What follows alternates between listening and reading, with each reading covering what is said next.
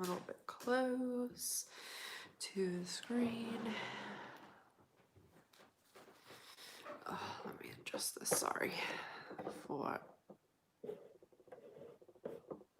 technical issues, but I don't see myself coming through yet. So maybe you can't see me yet. Oh, I think I'm coming through now. Hello, everyone. How are you? Happy New Year. Happy New Year. Hey, Helen. Hey, Gloriana. Hey, Tammy. How you guys doing? Oh, the first stream of 2021. Miss G's here also, of course. Hey, Lacey. Hey, Emily. Happy New Year to you guys.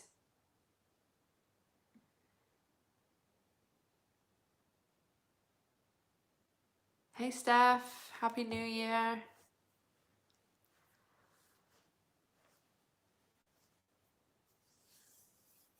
Hope everyone's doing well. Hey, Terry. How you doing? Happy New Year.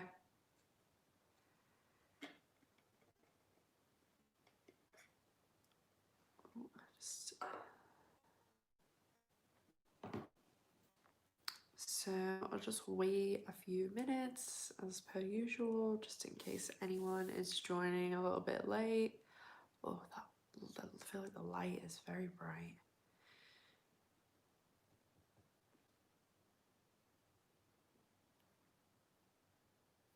Hey, Nakia, Happy New Year. Hey, Eileen, Happy New Year.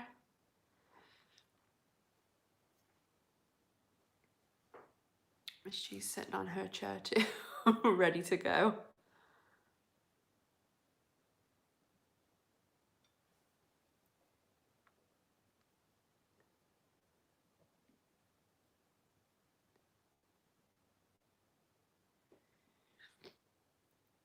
Cool. Hope everyone's doing well and had a nice New Year's Day. I have really done nothing. It's hey Shab, Happy New Year. Hope you're staying well too. Yeah, I haven't really done anything today much. Like I went to see my brother because he was out last night and he looked very tired when I saw him at like 1 o'clock, and he had come in at 4:30 in the morning. And I was actually surprised that he didn't call me to get like in, you know, really early to get a taxi, because he couldn't have got a taxi. So I was like, oh, I was expecting him to call, you know. And he said that when the nightclub closed, my brother's like really tall and really skinny, and he said that the nightclub closed at 4 and he literally like ran. Oh my gosh, the microphone just fell, so sorry, I caught it. That was bad. 1 second, guys. Sorry, technical issues.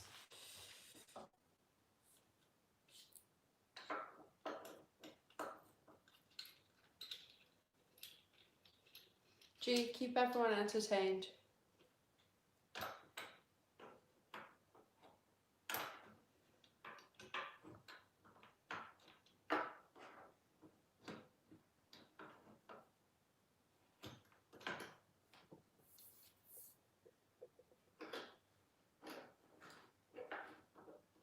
Gee, are you not gonna do a dance or something for everyone?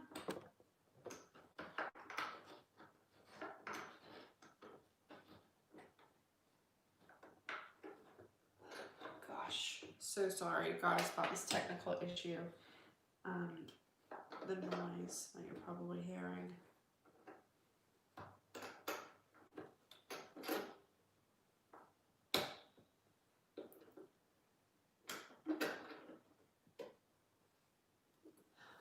Fixed. It's been doing that recently sometimes, the microphone. Gee, were you not providing any entertainment? No? Okay. Sorry. I'm so sorry. Today is, yeah, technical issues galore. Okay. So I don't think I missed anything. I was having my technical issues. So welcome to everyone. Happy New Year. I hope you're doing well. And let's talk about the L Word.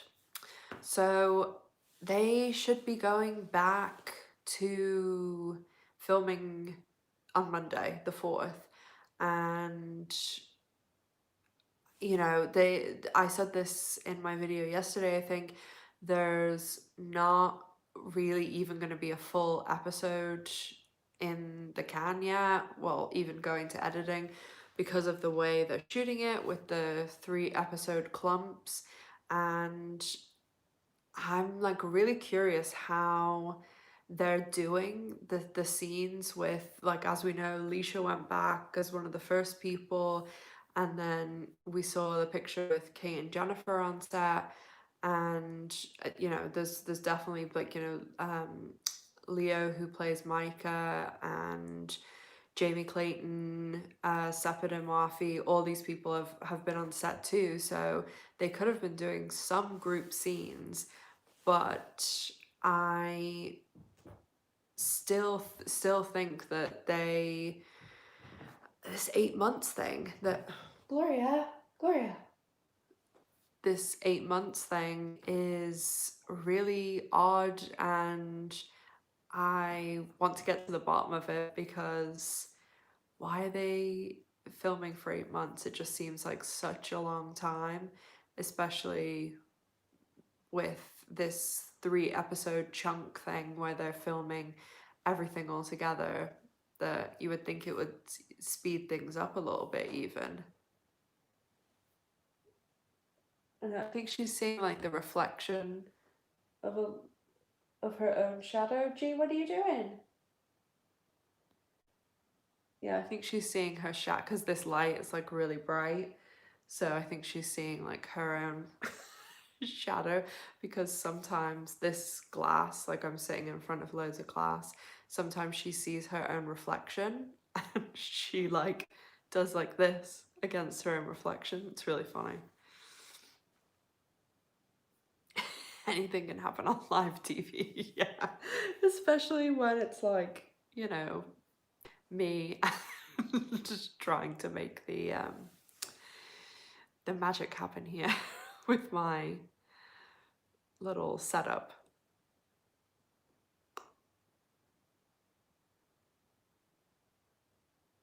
Oh, she has a kid. What do you have over there, G? Oh, maybe it's the charger for the computer, I think. Under the blanket. Oh, I bet you it's a lid. She loves, her favorite thing in the world is bottle lids, and she constantly steals them from me. Like, I'll put them on this coffee table, and she, oh my god, she gets them, and then I can't find them, and I throw the bottle away. And then sometimes, like, if I'll pull back one of those cushions to like tidy up, and I'll find like this little pile of bottle lids, she she's so funny. Oh, hey Brenda.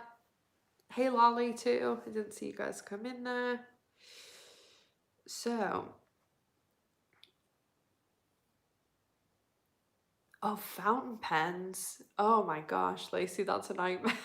I'm sure it goes everywhere.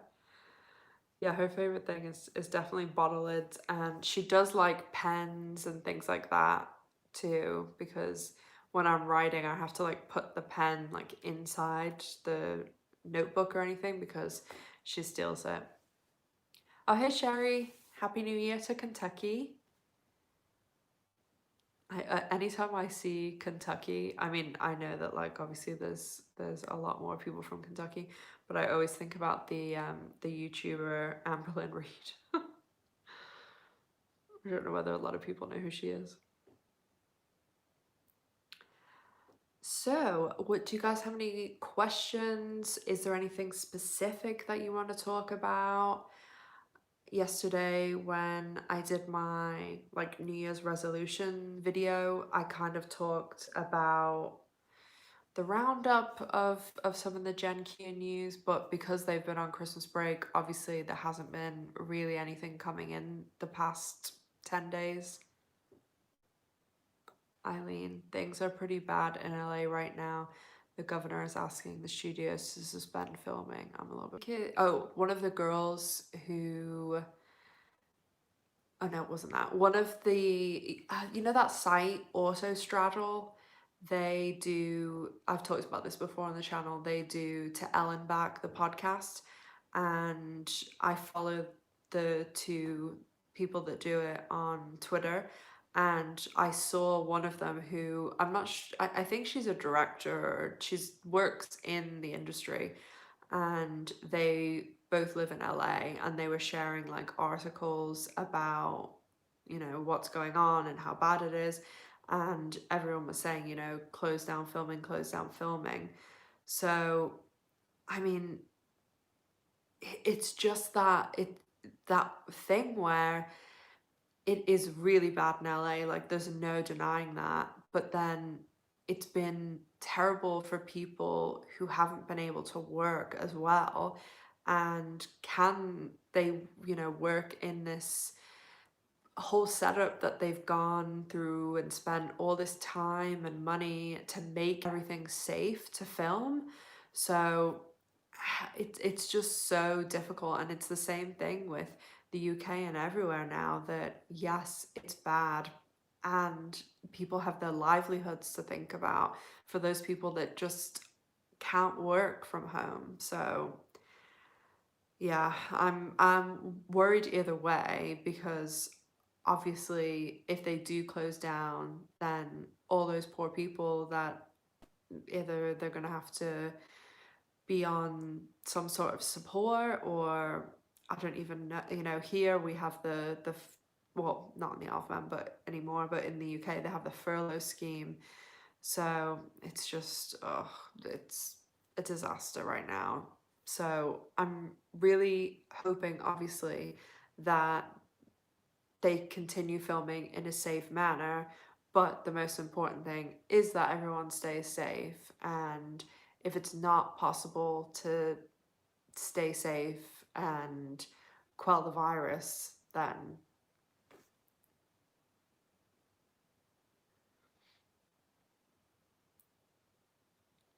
oh, thanks, Lolly. Yeah, I'm at 3,900 right now. Uh, subscribers. So I would be super happy to get to 4,000, but hopefully that will happen this month. I think it probably should, on based on like the past, you know, year and how much I normally gain about 200 a month, but this past month I've gained a lot more because of the advent calendar. But obviously it depends on what's going on. I mean, if the L word was on, it would be a lot easier because more people would be looking for the L word online. Yeah, one of my really good friends, she lives in California. She works for Netflix, and she's a lawyer, and yeah, I have a good lot of friends that live there, and it just seems really, really. I mean, it's bad. It's bad everywhere. Even uh, you guys know that where I live, we don't have COVID, and they just released last night that someone, because when people come back here, they have to either do 21 days of isolation, or they can come back and do 2 weeks, but they have to get a test on day 1 and day 13. And they only changed this system like 10 days ago. Before, you could just do the 2 weeks of isolation. And someone came back before the new system, and they had symptoms, did isolation for 2 weeks, and then got a test on day 13, But on day 14, they'd finished all their isolation, so they went out, and then the test result came back and was positive. So they're not sure whether they were still like shedding the virus, or whether, it was still active, or whether they were in public places, but like not, with close contact people, like they were just in there, and they did go to a bar. So, I mean, if nothing happens, it'll be super, super lucky. But even everybody here is like freaking out because we like life is completely normal here. We don't wear masks and we don't socially distance because we don't have the virus. But if this person has spread it, ugh, it'll be a disaster.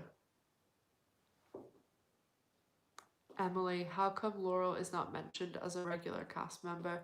So in season one, they didn't do anything like that because they wanted to keep the surprise that Laura was coming back in episode 6. And then by the end of the season, Laurel, Jennifer Beals, and Marja, the showrunner, they did like a bunch of interviews basically saying they really wanted Laurel to come back to the show. It just depends how things worked out with filming and Laurel's work. And at this stage, obviously, COVID was just, starting in Asia. So it wasn't really affecting the rest of the world, and they didn't know, because normally when they were going to film last year, they should have started filming in July and then filmed until the end of November, start of December. But because Laurel was going to do her show in July, this is 2020, they didn't know whether, they were going to be able to incorporate her into filming. She really wanted to, but it wasn't like a definite thing. So they, didn't take her on as a full-time cast member. But now, because of COVID and the situation and filming moving, they've been able to incorporate her in. She's not like a regular in the credits person because just the way her contract is or how many episodes she's going to appear in. But I would be really surprised if they didn't give her some sort of like special guest starring or something, and then next season, if she's in next season, they might put her into the credits like full time, like the way they've done with Jordan Hall, who plays Angie, because she it just might be that she's not in as many episodes this season, but I'm sure they will at some stage. But she'll definitely get some sort of like special appearance by or special guest star.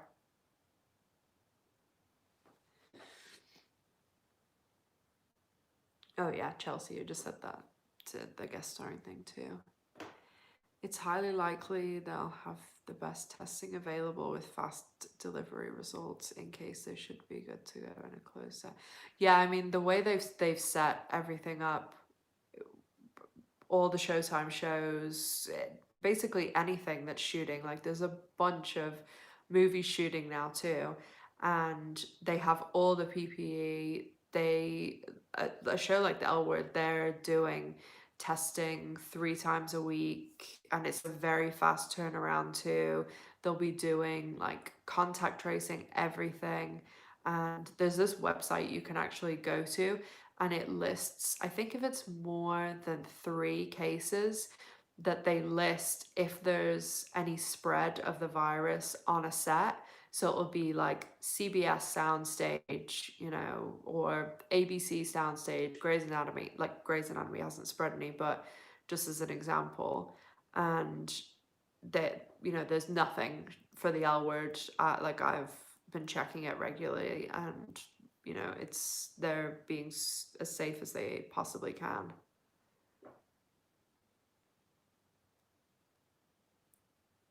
Hey Elena, happy new year. Good to see you.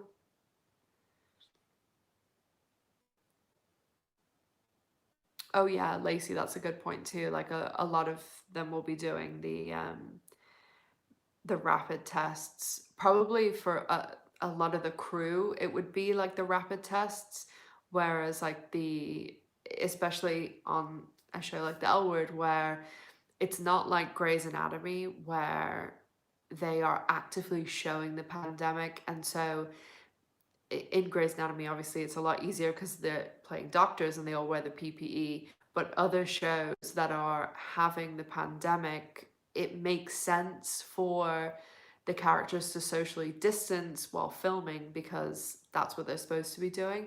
But with the L Word, because they're not incorporating the pandemic, the actors, that's where they're having to do all this tests so that they can be close to each other and, you know, touch each other and all these things. So scenes like that, like all the actors in scenes like that will be getting, you know, rapid test and then probably the swab test too, just to stay so on top of it.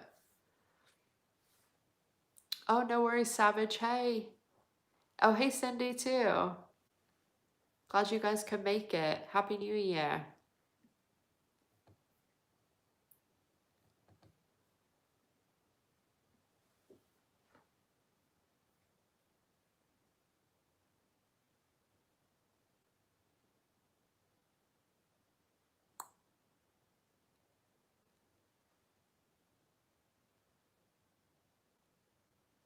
Last night we had some little fireworks here, and there was only like four fireworks that went off at midnight, which I was really surprised at because I thought that we would have more fireworks, but poor Miss G, oh my gosh. Because where I live is like a really small little quiet village and it's like pitch black, been quiet all night, and then the fireworks, and like G was seriously like this and then like took off, like hiding under the blanket, which is so funny.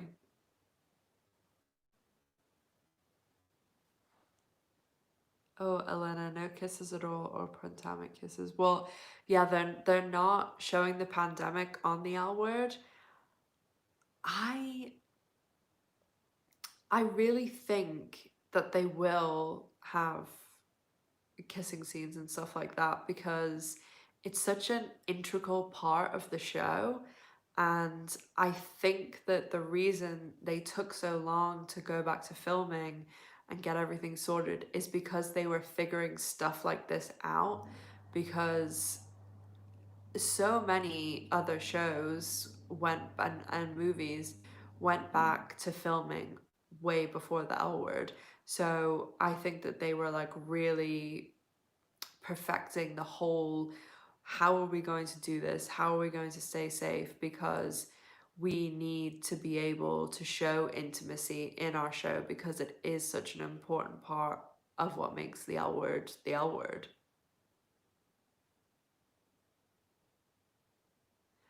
Oh no, Tammy. Well, I was out somewhere earlier until like 9 o'clock and then with just some of my friends. And then I just came home and like watched TV because um an old woman now. My voice sounds like I've been out. I don't know what, like it just sometimes I get like a croaky like voice, but I'm not like sick or anything and it's not from shouting.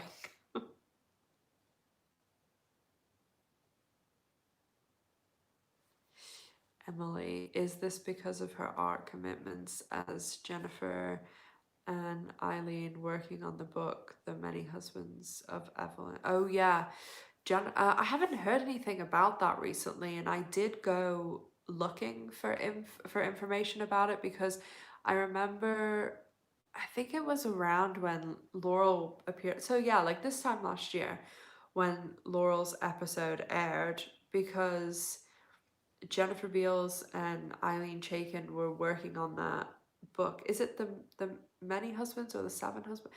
Yeah, of I can't remember the exact title, but they are working on that and I haven't heard anything lately because it's been a year. Like I thought they'd mention even something about, oh, we've had to postpone it because of COVID or this, or the script is done or something, but I haven't heard anything about it. and Eileen Chaikin has her exclusive deal with Fox. That's why she's not the Generation Q showrunner, because of the way her contract is with Fox. So I'm assuming it falls into that some way, but I'm sure they will have been working on it like behind the scenes and stuff while the pandemic's been going on. So maybe they have like the script finished and stuff in there, because they'll wait. If Jennifer Beals is obviously going to be in it, like they'll want to get season 2 of Generation Q out first, and then maybe after that they'll start filming.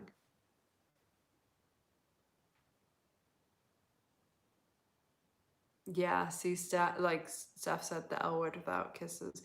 No way. Like, I just don't think it would work. And since they've waited this long to film, I also think that if they were going to, say, oh, okay, we can't have anything, they would have just waited longer for things to start to go back to normal, because I just can't imagine them doing it. And then we've waited a really long time for them to go back to filming. So I feel like they would just say, oh, they've waited this long, they can wait a bit longer so that we can, do it properly. But I mean, it's crazy thinking about this time nearly exactly last year was when the like the whole episode with Laurel, episode 6, aired, and everything like that. I think next week when I do my live, it will be like right, that weekend.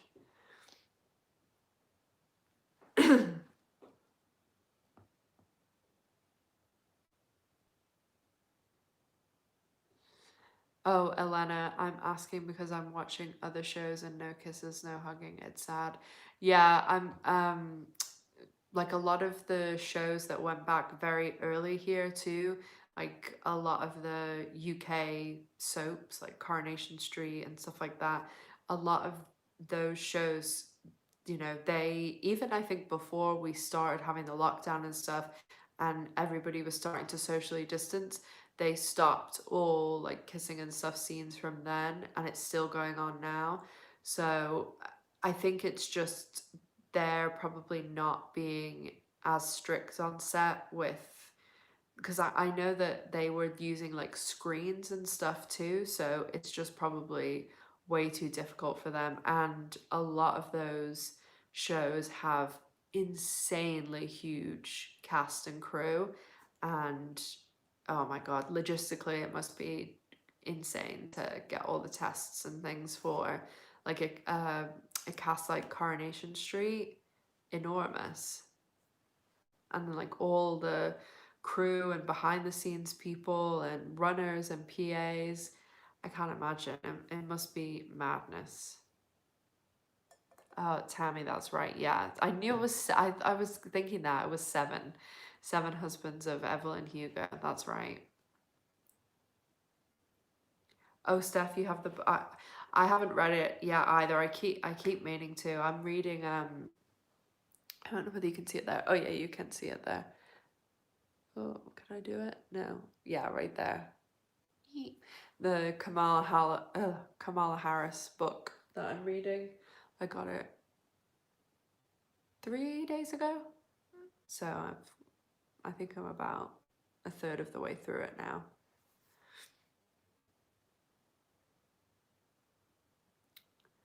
Lacey, I don't think L word 6 feet apart will ever happen. Yeah, no, they're definitely not using the pandemic in the show. I think it's in everything we know about Generation Q video, the advent calendar one, in like the info box of the video is the link to the interview that the showrunner Marcia Lewis Ryan did, and in it she said no one wants to see Bette Porter in a mask. So that's why we're not like having the pandemic reflected in the show. Oh, Savage, you haven't really missed much. We've just been chatting about New Year's and COVID and the show and filming. You can always, when this ends, you can go back to the beginning and you can see what you missed, but nothing like major.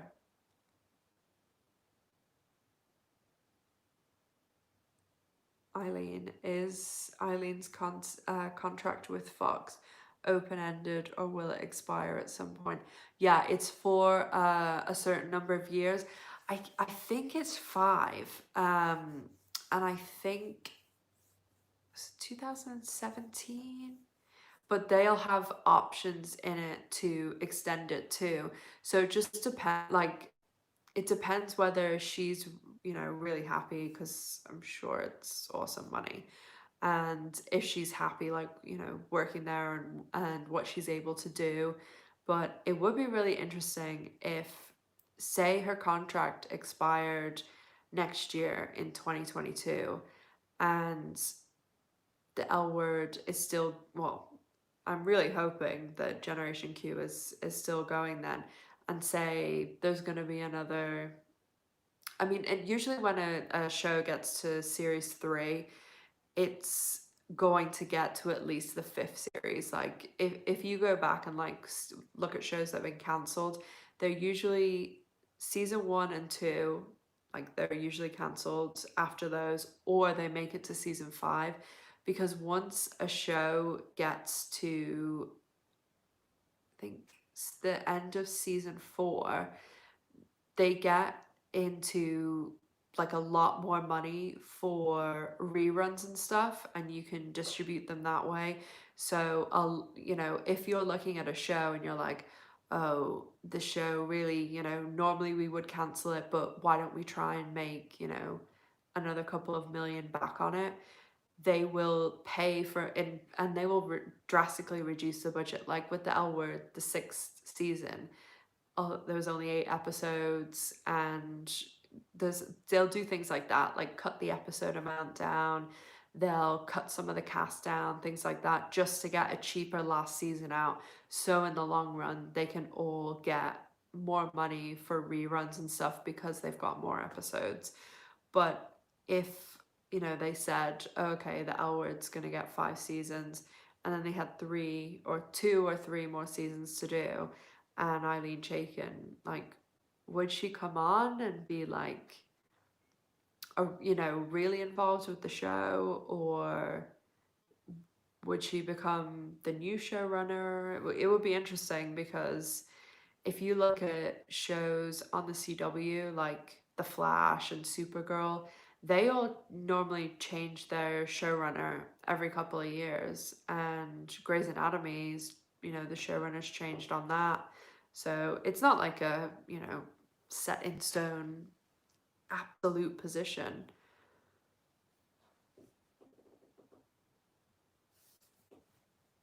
Yeah, that's right, Helen. Yeah, she's doing Law and Order show. Emily, Jennifer has EP powers. How much say does she have in her who she wants to work with? A lot. A lot of say. The executive producers, if you if you think about the hierarchy of a show, so normally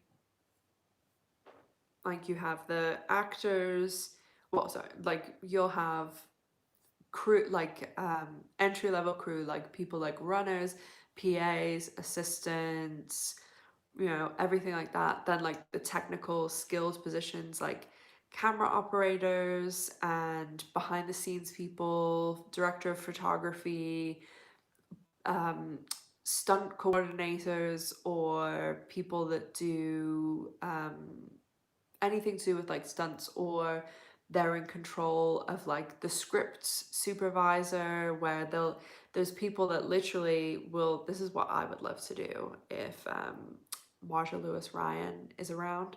They literally will sit and they sit with the script and they write down every single thing that's going on, so that, say I'm filming this scene like this, and then they're shooting it this way, and then they're shooting the other person talking to me, and I do this, they'll write down, okay, Ash picked up the bottle with her left hand and she had on this necklace and these earpods, so that you can do the exact same thing next time, so that when the scene is cutting back and forth between you and the other person's face, that the bottle doesn't magically change hands. So people like positions like that. And then the next level is like on the crew side, writers and directors, the people who are like the real show Bible, run all that stuff. And then on the cast side, you'll have the series regulars, and sorry, in that other crew level is like guest stars and stuff too. And then these are all, you know, like the leads, everybody who's in the credits. And then the next level, you'll have producers, people from the network, people who are funding it, ads, executives, people like that.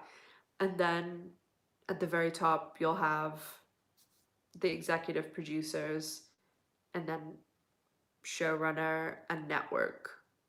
And if there's anybody else involved, like money wise, at the very, very top. But like executive producers pretty much call all the shots.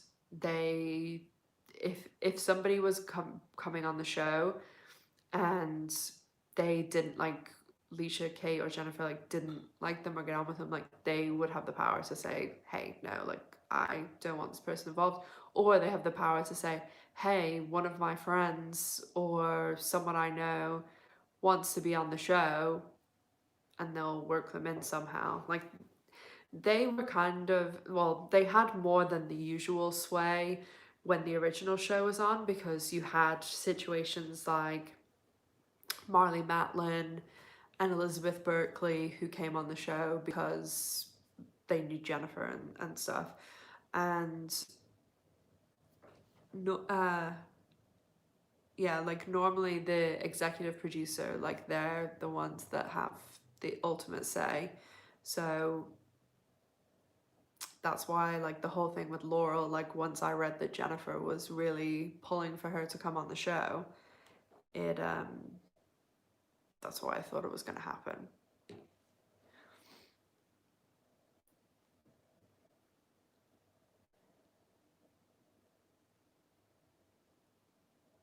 What are the jobs of the EPs? So I mean, normally it's very much you, everything goes by you. So the people who are hired for anything, you'll get approval. The storylines, how things are, and I mean like the wider storyline for the season, like they will read every script, they will, you know, if they're doing even advertising, they'll have to be approved by them. Like absolutely everything will go through the executive producers. And I think I've talked about this a little bit before, in the sense that when you have, I mean, someone like Dolly Parton was an executive producer of Buffy, like, and not in the credits or anything like that. Like, that was not even common knowledge until a few years ago. But obviously, Dolly Parton wasn't on Buffy, like, she just was an executive producer. But where you have this situation where Jennifer, Alicia, and Kate all were on the show for 6 seasons, played those characters, know them really well. You have it in a lot of shows now that normally after, most of the time it's after 5 seasons, that, like, look at Grey's Anatomy is another example where lead roles will become executive producers after X amount of years, and a lot of actresses and actors have that built into their contract, especially on TV shows now. So like Viola Davis, How to Get Away with Murder, even season one, she was an executive producer because she has that huge star power. Whereas like Ellen Pompeo, when she was hired as Meredith on Grey's Anatomy, she really wasn't well known. But after her, I think it was 6 seasons with her, that's probably what was in her contract. She was bumped up to an EP, and that's just usually the way it goes. But with Jennifer, Kate, and Leisha, because they had played these characters for so long too, they like I mean there is an L Word show Bible. I would love to see it. And the show Bible on a television show is basically, it has everything in it, like an episode synopsis for every episode. It has everything about the character, like any time in a show where a character is like, oh, they're a Sagittarius, it'll be in there. If they say they like the color blue, it'll be in there. And it's literally everything that could possibly be known about the show and characters. And when you have Leisha, Kate, and Jennifer, even the writers and directors of Generation Q, I mean, they'll be getting their approval for scripts and all these things and storylines because they're executive producers. But then they also have even more power and sway because they'll sit down and say, hey, this scene doesn't work because Bet Porter would never say this, or Shane would never do this. And that's why I've mentioned this before. If you go way back to my season one reviews, I think it's episode 4. It's a review, but in it, I also talk about a leaked script, and it was the leaked script of Generation Q episode 1. And if you read the scene at the end with Angie and Bet, a person who doesn't watch the show would probably think, the scene that I saw and the scene in this script, they're pretty much similar. But people like us who, really know the show, it's pretty different the way Bet like comes across. And my total belief is that that was the original script that the new Gen Q writers wrote, and the scene we saw was after Jennifer Beals had the script and said, hey, you need to make these changes because this doesn't sound like Beth, but this does.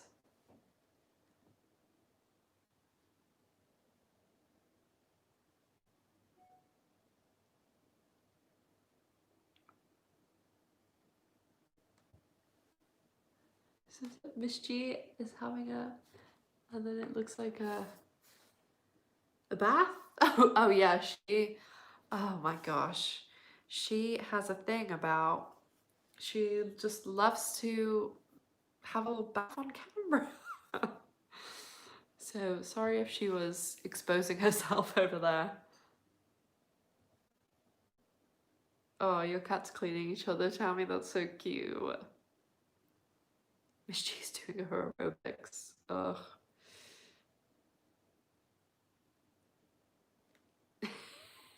All the cats watching Miss G. That's so cute that yours is patting the screen.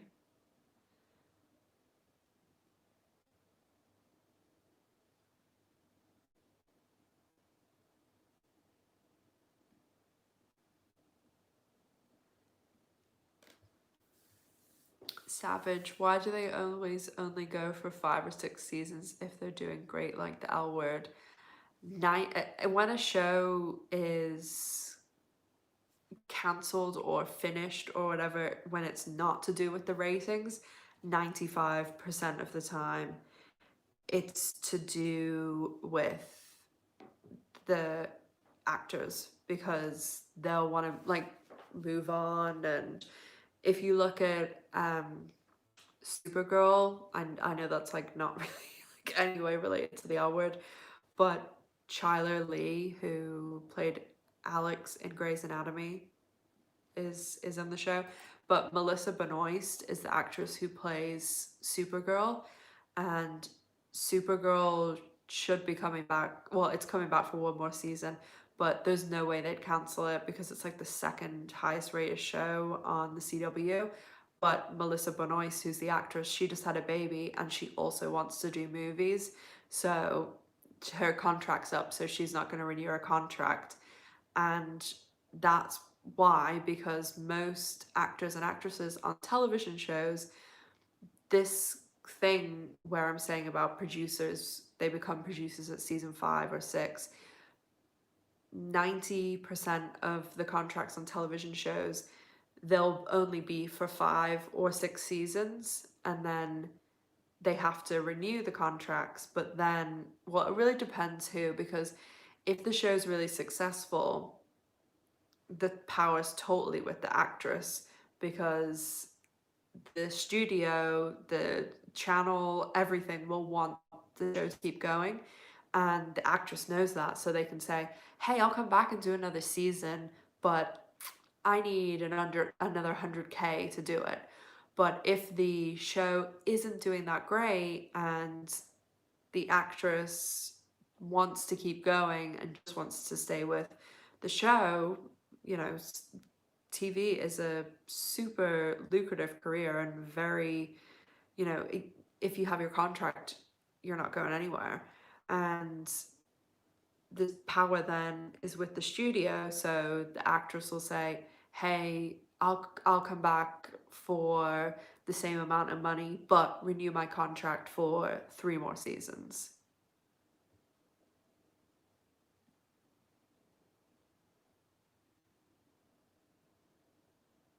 Lacey, I wish they'd bring Marley Matlin back. I talked about this last week, I think, in that I heard someone who, they're not deaf, but I think their mom and one of their siblings is, and they were in an elevator sometime between now and Generation Q season 1 ending, so it's over the past year, and they were in an elevator with Marley Matlin, and they said to her, like in sign language, like, oh, would you ever go back and do the L word? And apparently she was like, yeah, yeah, I'd love to go back and do it, I'm super keen. So if they asked, she'd totally go back, which is good because sometimes people write that off. But I just think they're on this thing at the moment where they, I just don't understand why they won't bring more people back. Like, I feel like it's such an easy win, and if anything, it'll have more people tune in. So it's just a win for me, but we'll see. We'll see in season 2. Maybe we'll get what we wish for. Oh, Steph, you don't like. I actually, even though there's a couple people talking about Jodie now, but I mean, obviously, Bet and Tina is, my ultimate. But as a person, I actually thought Jodie was great. And like, she just did not take any crap. And the next episode I'm doing is season 5, episode 8, obviously. And I always watch the episode once and just watch it. And then I watch it a second time and take like all my notes, and then I go and do my research and stuff before I make my video. And I've watched it through the one time, and I love that scene where it's the dinner party and Bet's like, did it ever occur to you to ask before you invited Tina? And Jodie's just like, no. I just love it. I thought it was so funny.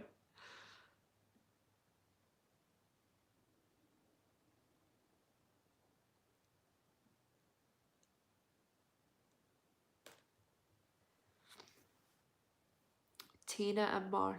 Oh, have I missed something up here?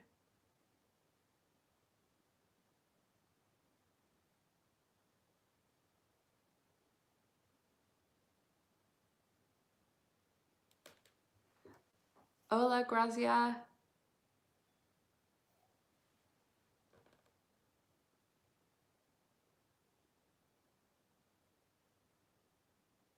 Oh, you guys are talking about the bloopers. I another win. I don't understand why they don't do this anymore. I used to love in like the mid 2000s, say, that when they used to release the DVDs and they would have like deleted scenes and bloopers and things. They were so funny, but I think there's a good few on YouTube. Let me see. Oh, I got this is a public service announcement. I have started getting bottles like this that are like metallic because um I have like loads of plastic ones, but apparently now estrogen into the water. I mean, it's a small amount, but it's still, you know, estrogen is, we don't need any more of that. So just thought I'd let you guys know that if you're looking to buy refillable water bottles, get the metallic or the glass ones. What am I looking for? Oh, the bloopers. I definitely used to have some blooper thing. Is it on any of the old DVDs? I think there is.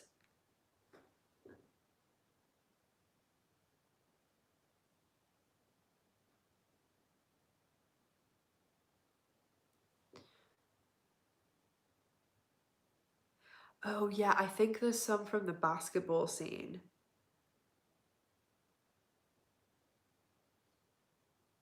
I am getting I am gonna buy that software, the streaming software, so I can put, especially, well, we've got some time before season 2 comes out, but the way that I want to do, I mean, like when I film videos to do like reviews and then the trailer for the next week, like talk about that, I can put the little box right here and it's fine when I film like that. But for doing it via streaming, I need to get this certain type of software so I can put the little box here and also like stream at the same time. So I'm gonna buy the software.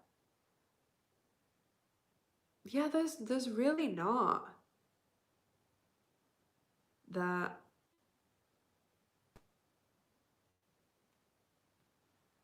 Crazy person comes up when I look for bloopers. But yeah, there used to be a blooper video about the quite a lot of my videos come up. The basketball scene. I remember there being really funny bloopers from that, but I can't see any on there.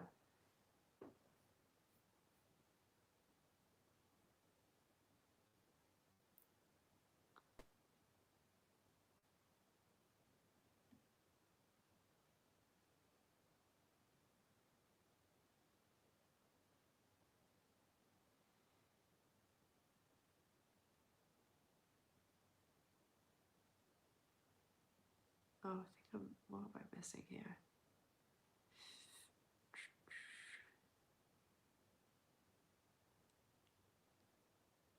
Oh yeah, Savage. I like her, but I want her with Bet. Yeah, that's how I feel. That's how I feel, Savage.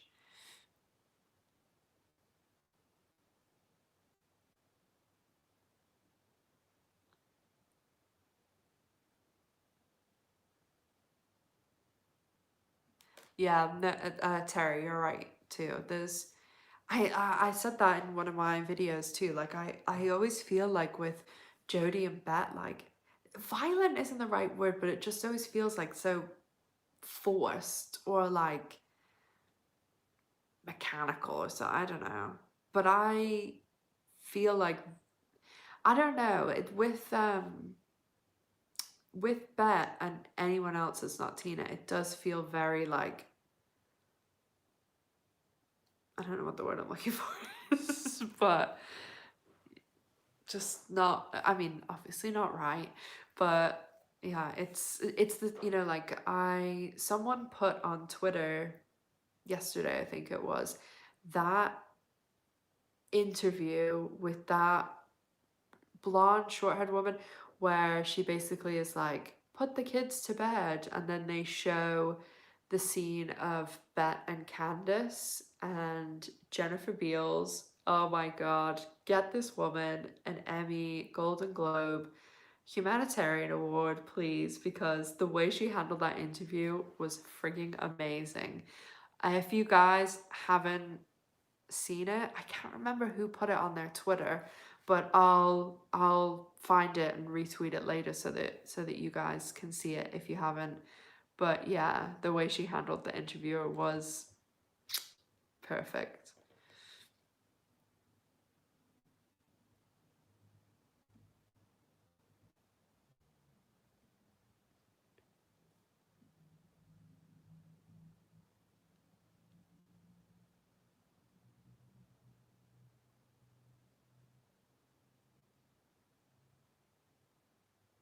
Oh, when Tina is confronting Jenny stealing the negative, I think they did some ad-libbing.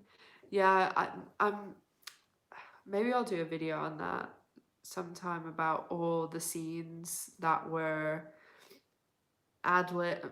I mean, like a lot of the time they did give them like a lot of, I don't want to say free reign, but they did, you know, let them kind of have a go at some extras. The Office was really known for doing that too, where like letting the actors and actresses kind of, you know, do an alternate or something if they thought they could add more to a scene, or and especially people like Leisha and Kate who have such a great friendship and like really good friend chemistry that way. And then Jennifer Beals and Laura Holloman, like I've talked before about the she bar kiss and all that.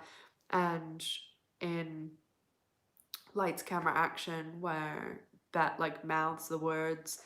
But another really funny scene is in my top 10 funniest moments on the L word, the video, check it out if you haven't, is the scene where Alice comes over and Jenny does the Monet thing. A lot of that was like Leisha and Mia Kirshner, who are both amazing also.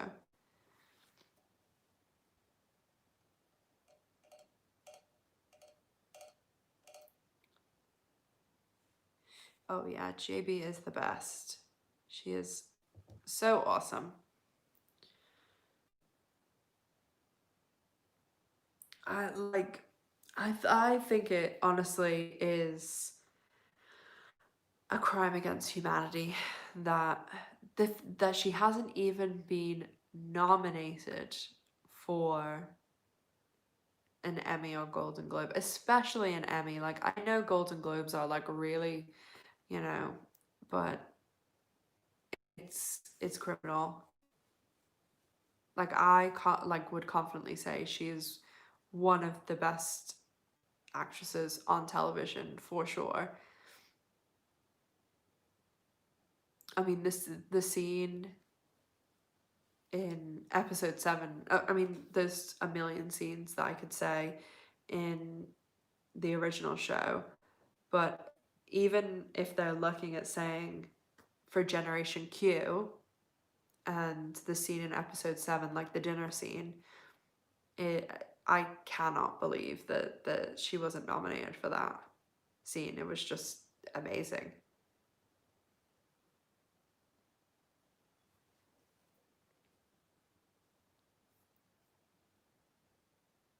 And also, Leisha Haley does not get enough praise.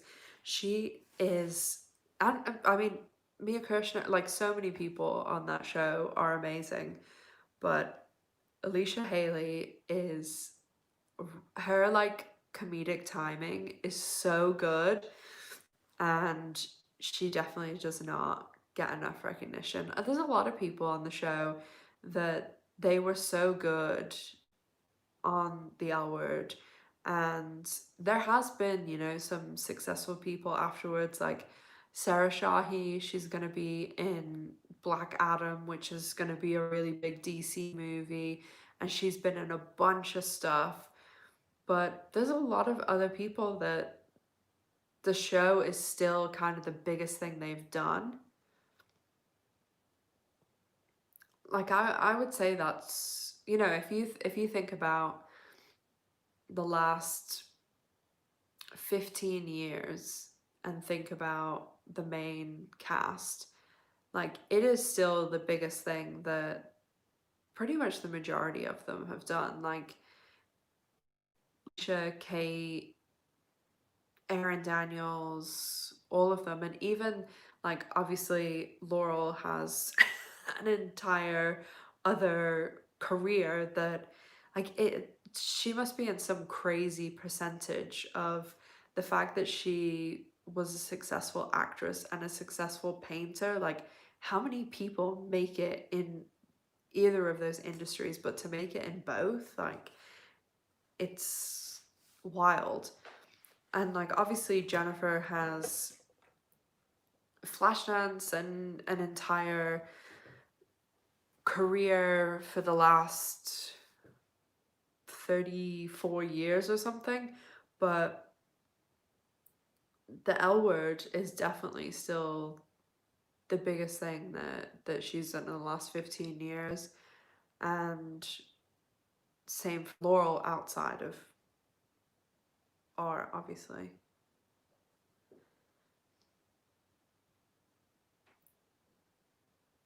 Oh yeah, that see Lacey, that's true, yeah. I mean, she did do music for a while as well, but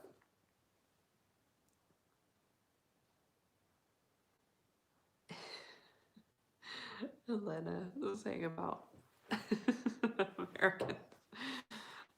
Oh. Tammy, you like Laura? I didn't know this. I'm only joking. I know that's your girl.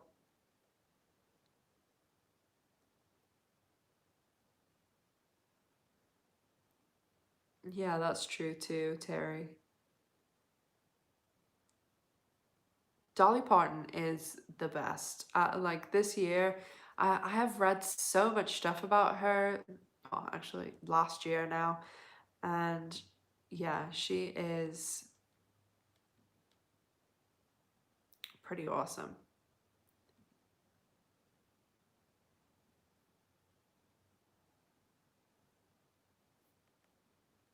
Pretty awesome.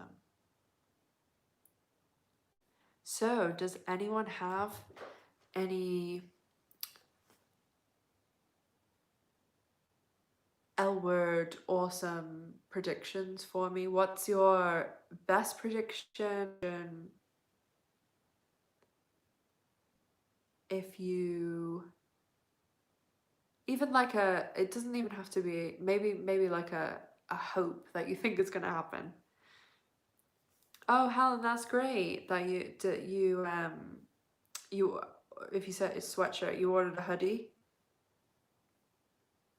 Yeah, plug for my merch if anybody wants to purchase some of my merch. I do like t-shirts, long sleeve t-shirts, hoodies. That I think there's even some phone covers in there too.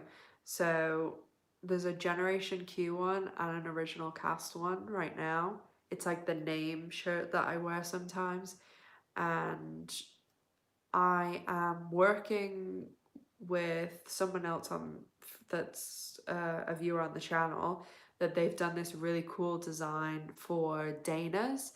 So I was thinking about doing it like a little patch here, so it would look like you worked at Dana's. And then I am gonna do a Bettentina one, but it's just so difficult because I don't want it to just say like tibette is endgame or so. Like I want it to look good, obviously, but you can't use any pictures from the show because obviously I don't own the show.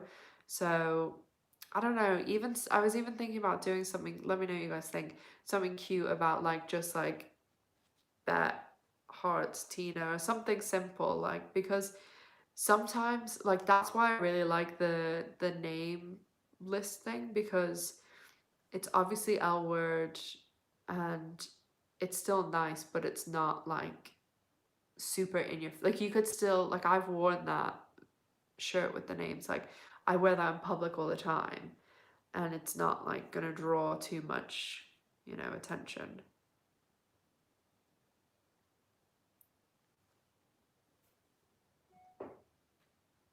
I want to see how the friendship between Shane and Tess grows, Lacey. I definitely would be excited to see that too. I really like the character of Tess. I think Jamie Clayton's awesome, obviously too. She is a really cool actress. I really enjoyed her on Disclosure. If you haven't seen Disclosure, watch it. And I also just like, obviously I've been following her since the show, and her interactions on like Twitter and stuff, she seems like a really cool person. So, oh hey Annette, Happy New Year. Miss G is snoozing up there after having her public bath. So yeah, Happy New Year, Annette.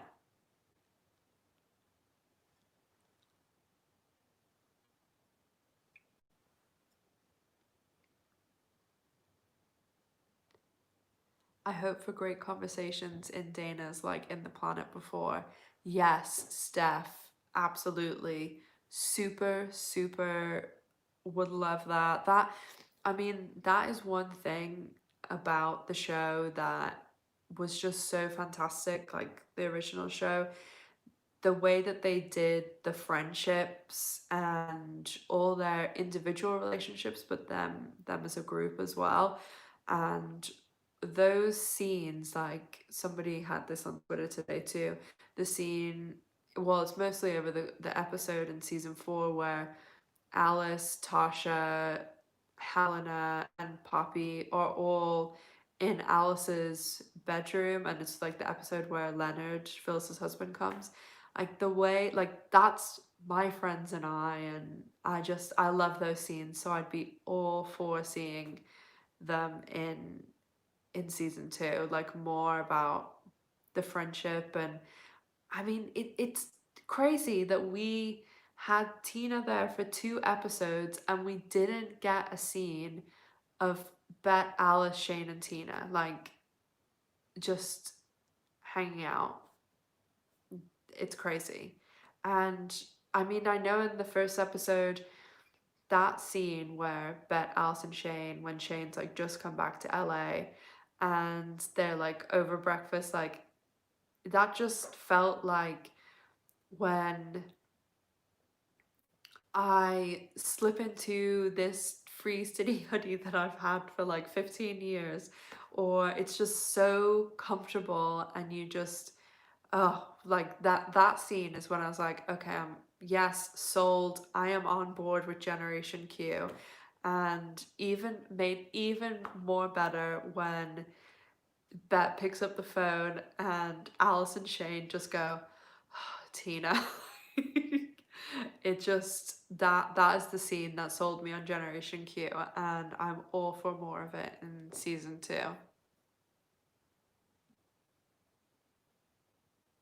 So for anyone who just, I think there was a little influx of people there, but anyone who's in here, we're doing L word predictions, hopes, dreams for season 2. So let me know if you have any good ones. So it's Steph's. Terry, I would like to see Angie's character be more confident and grow into Bet personality. There is so much storyline that can bring Bet and Tina together. Yeah, that is true.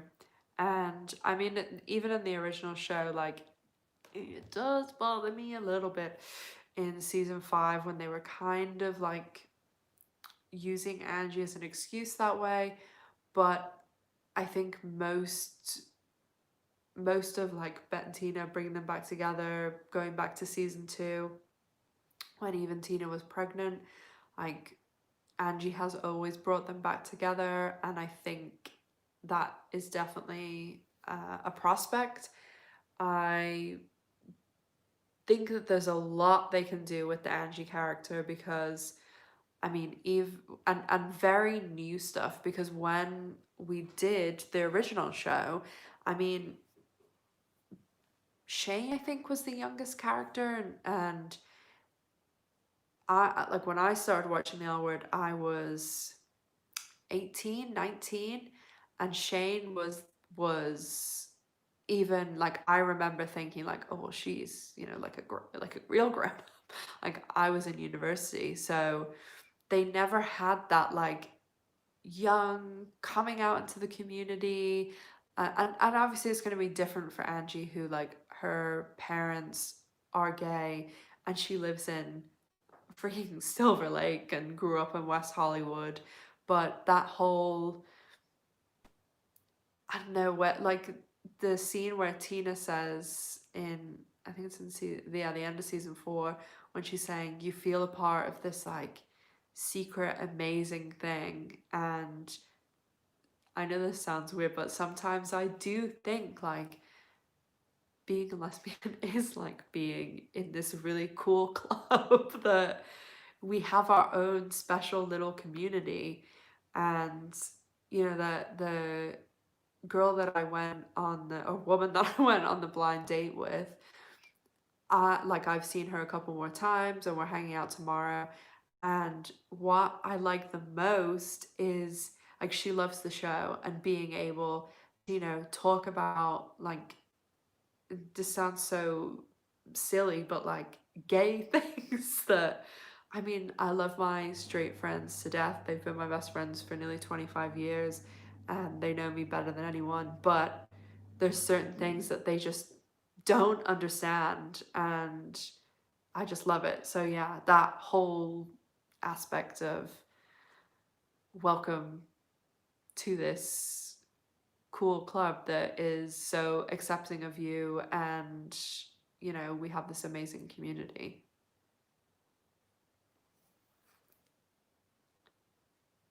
Didn't like the flat share of the new cast so much. Oh, I'm like flat share. The house they're living in stuff. I think you mean, yeah. Like Danny and Micah and Sophie, and then Finley towards the end. Yeah, I thought also it was hard to buy because Danny and Sophie are like at getting engaged level, and it's very clear that Danny makes a lot of money. Sophie seems to be like Finley is like a PA or a runner on the show, but like Sophie seems to be at like not executive producer, but like producer level. Like that is good money. And then Micah's a professor, so yeah. I mean I know some people just really like living with their friends, but most people do it out of like a financial reason. And we still haven't got any like pinpointed age on what they are. I have been going along the assumption that they're like a little bit younger than me, the Gen Q ones. So like I just turned 34. So I don't know, I'm thinking they're like 29 to 31. So I can't imagine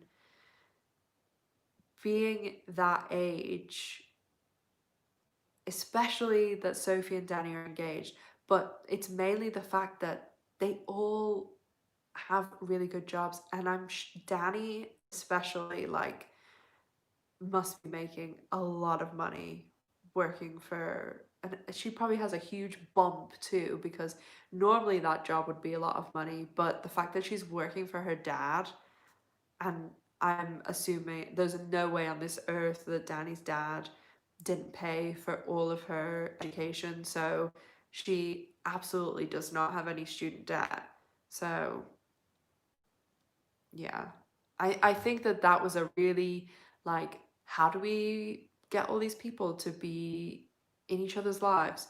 make them live together because that's just like an easy fix. Whereas I think that when obviously like Sophie and Finley were clicked together through work too, but I think that it builds a stronger foundation when there isn't that, oh, they're all roommates, and that's quite an easy go-to move for shows.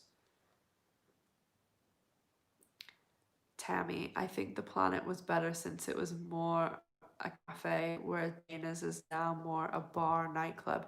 Yeah, that is really true. That if you think about like most of the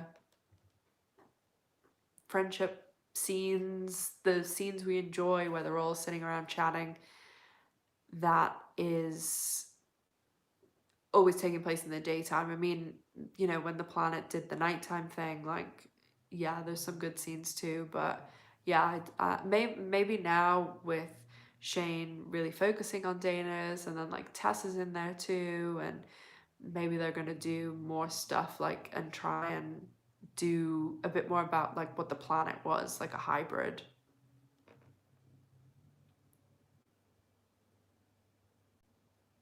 Oh, Savage, yeah, that would be cool, but I am not talented that way, so I would need someone to make. I'm definitely gonna do Bet and Tina shirts, like even if it's just that, like Bet loves Tina or something. But yeah, if anyone is good with graphic design or art and wants to be involved, let me know.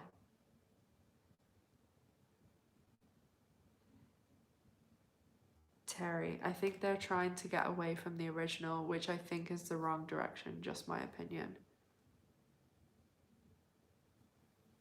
So this is what I was kind of saying before about bringing people like Tasha and Helena, etc., back. It's just such an easy win. I don't know why they won't do it. And there's a lot of things like basically turning Dana's into the planet. It's an easy win, and you're giving us what we want, which is the people from the original that we all like, the things from the original that we like, the friendship scenes. You could even technically throw the whole Tina thing in there too. And maybe this is me being like simplifying it too much, but if I had a television show that was absolutely groundbreaking, the first of its kind, and had a fan base that people are still talking about it, what is it now? What, the show went off the air in 2009, 12 years later, and it has such a huge following. And even if Generation Q didn't come back, like, I would still be rewatching the L Word. I still love it. So you already have this fan base built in. And as I said before, I think they did a really good job in the first episode with straddling that line of, okay, we have this extremely devoted and loving fan base that really, really enjoy the show and can maybe be a tiny bit crazy at times, but they are on one side, and then you also have the new people, most probably are younger, that have never seen the show, and they did go right down the middle in the sense that there was some amazing scenes for like even like I said, like the Tina eye roll, like all those things, those were for people like us, that all of us who love the show and who make YouTube channels and talk about, watch YouTube channels, that we love the show, but also it wasn't so much like that new people would be utterly confused and go, oh my gosh, I'm gonna have to go watch 6 seasons. No, turn it off. So I mean, I don't know how you could watch that show and not want to go back and watch the other ones.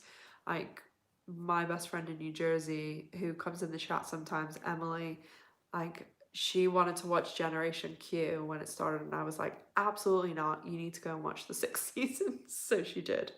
And I just, if they just did episode one all the time, or even looking at like episode seven, oh, 6 and 7 are probably good representation too, where like Tina came back and they had those callback scenes. They had the nice, Bet and Tina and Angie moment at the end of episode 6, and the Bet, like, please don't go. Then they had the scene in episode 7 with Shane and Bet and Tina again, missing out that Alice wasn't there. And they could have all of this next season in the same with Bettina, Alice, and Shane, but then also bring Helena back. Like, why wouldn't you? It's such an easy win. And guess what? Like, the new people are going to get introduced to a new character, and people who are fans of the original are going to be super happy. Like, I say again, look at the reaction when Tina came back. Okay, like Bet and Tina are the ultimate level. They're, Bet especially is the lead. They're the main couple of the show and were throughout the 6 seasons. But Tasha, Helena, I mean, you'd really have to work some magic to get Dana and Jenny back.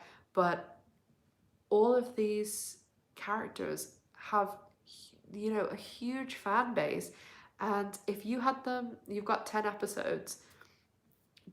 I'm just using Helena and Tasha because they are really popular characters, and if you had Helena pop up in episode 4 and 6 and Tasha pop up in episode 8 and the finale, like, social media would blow up again. Like, it would, I just, it's such a win.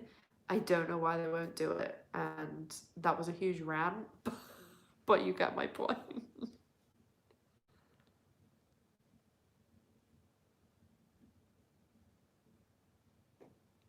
Tammy. Also, Angie seems very close to Mama T. Tina knew they have not kissed, and Angie told her once they did. Yeah, I mean, the I think that obviously I'm behind. I'm catching up to when I was talking about Angie, and then Terry. They need to bring Angie's self-defense into the picture. Yeah. Oh my god, when she punching up. I can't remember whether I've told this story before, but I have punched a girl in the face before, and ironically, it was because she called one of my friends a lesbian. And I was like, no, I am. Punched her.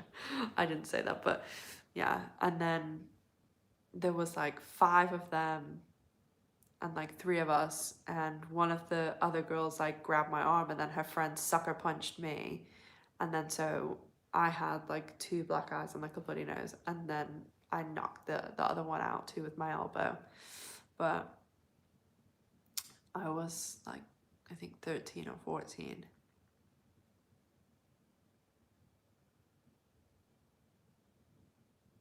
It's Helen, it's too Gen Q at the moment. That's why I suggested they bring back Marley Matlin and have Annie also to go that ankle for deaf people. Oh, have Amy, or sorry, I have my glasses on. Amy also.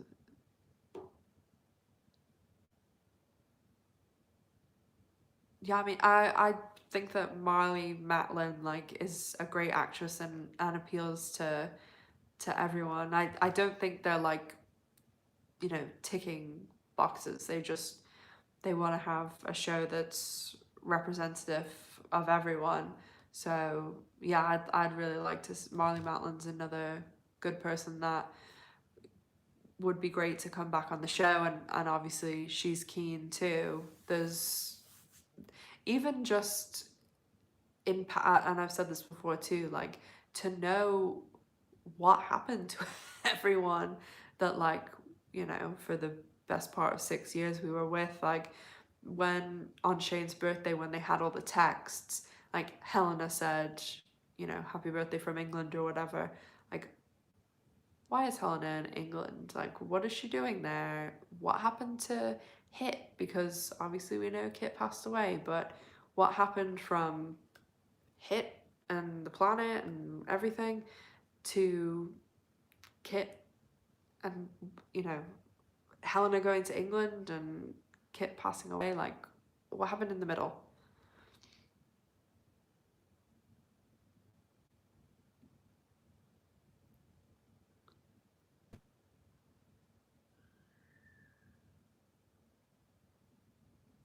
Why did Angie not tell Bette that she kissed Savage?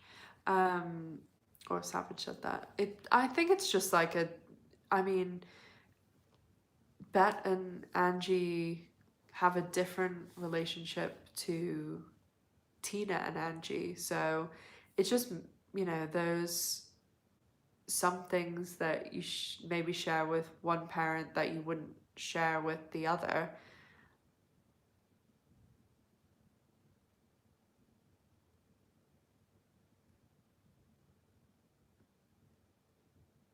Annette. Oh. Annette, for me, as I think most of us agree, wish the creators and writers would have explained fully about the previous storyline and add to the current one. Yeah. Sorry, I'm like behind a little bit in the comments, but yeah, that's it, exactly like what I was saying before too, Annette. Like, it just,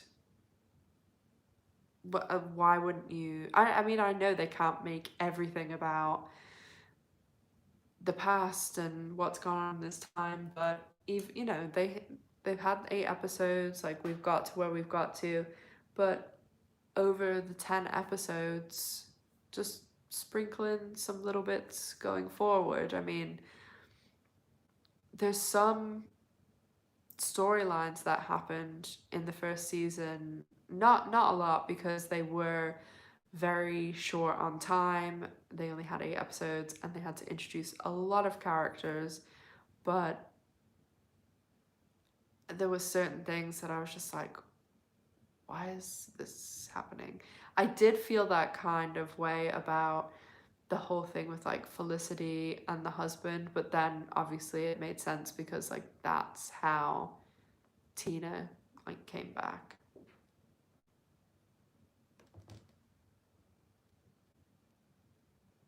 Lacey, the Angie Alice sex talk was too funny. Oh my god, that was hilarious. It was so funny. I love Alice. Oh yeah, and the what's a movie of the week? That was your takeaway.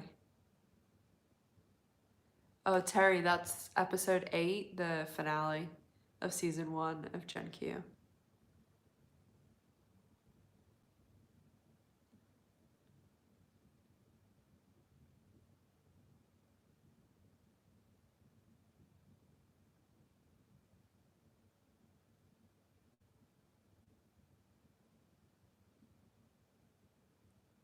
Gloriana, such a bad.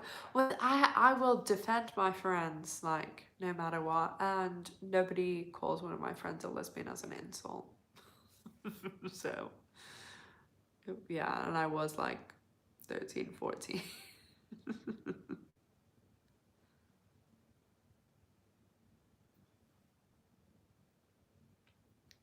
Brenda, if this was a soap series on all the time, we could have all the storylines, history, etc., and follow their lives closely.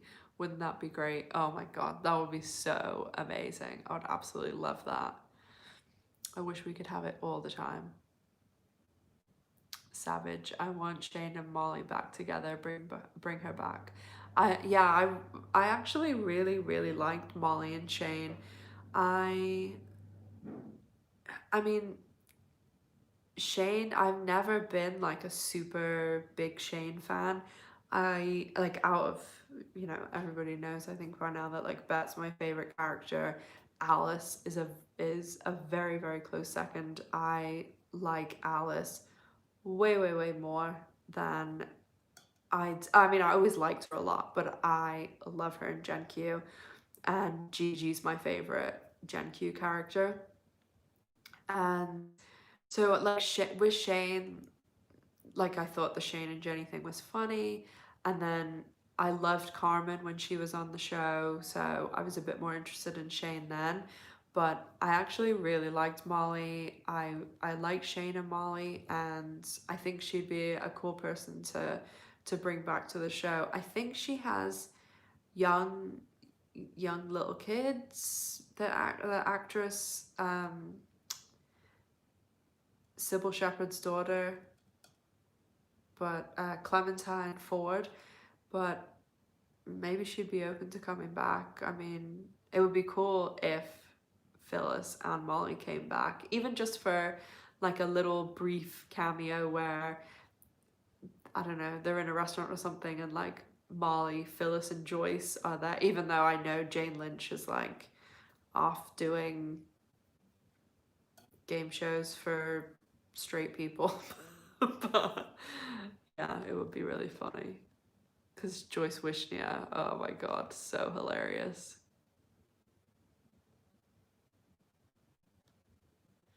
Emily, Tina is the softie. Bet would get very parental, give lots of rules. Yeah, I can. I mean, like, it definitely. It's just, I guess, different personality, different parenting styles.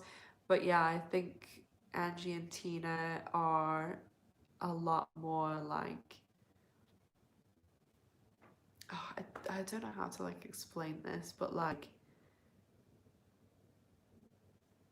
the like friendshipy parent, and then with Bet, like obviously obviously like both Bet and Tina are like amazing parents, but with Bet it's probably a little bit more like structured, or I don't know how to explain it. Oh hey Jen, happy new year. I was wondering if you're gonna make it.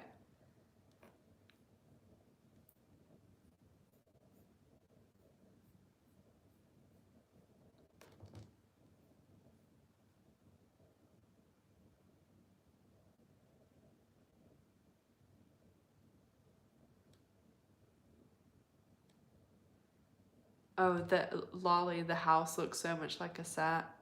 Yeah, and like a lot of the time with shows in the first, I mean, d during a pilot, because this show didn't go through a typical pilot, like if you go back and watch the pilot of nearly any show, like the original L Word, the episode, like, you know, where Shane, I'm talking about the pilot, obviously, of course, the episode where Shane is swimming in the pool and she dives in.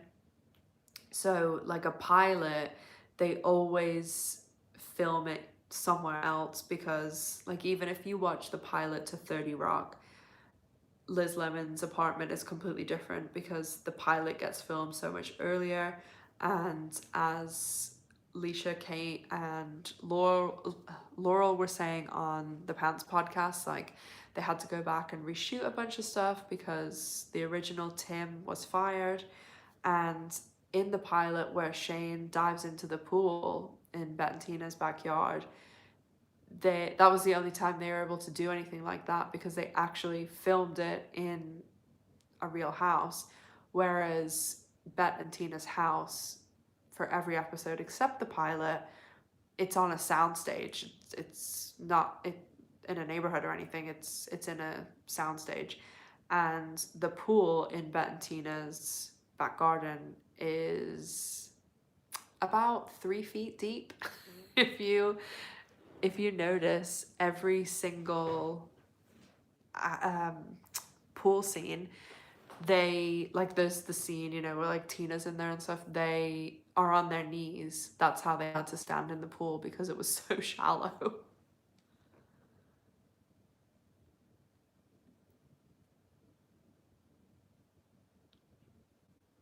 Yeah, Molly is bisexual in real life. That's right, Terry.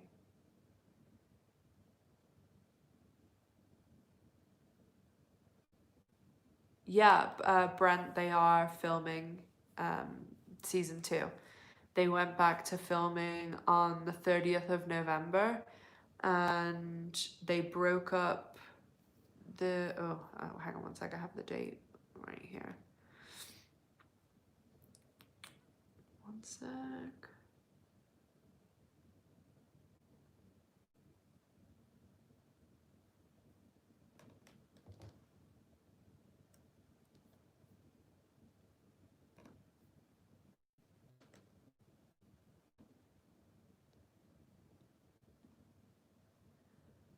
What is going on here? Okay, so they went back to filming.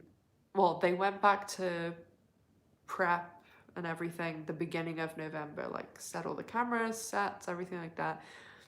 The actors and actresses came back to set on the 30th of November, and then on the Saturday the 19th, they broke up for Christmas break, and then they are returning to set on Monday the 4th of January. So those are the filming dates. Let me see if I'm not caught up here.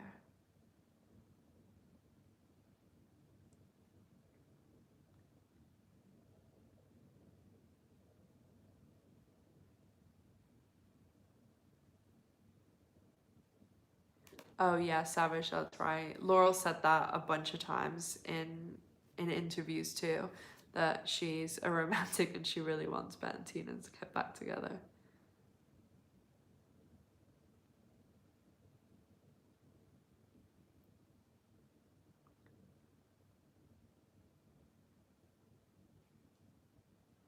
Yeah, Lolly, I think that is true too. Lolly said this is all about the new runner wanting to turn a page and put her own stamp on it. And I can see that, like, if because that is true as well, that if they did have everyone come back and they had a person from the original coming back every other week, people then would accuse her of saying, oh well, they're just recreating the original L Word. And that's why I'm all about like the positivity, and I would never ever bash anyone. Like I'll say like, oh, I didn't like this storyline, or I didn't like this scene or something, but I really, really don't like when people, you know, especially talk about the actual people and say like mean things and stuff. Like I don't think that like, what are you getting out of that? Like, you're just being mean to someone, and really, like, most people, they're not going to read the comments, but if they do, like, all that's going to do is hurt that person's feelings. Like, that's all you're accomplishing with it.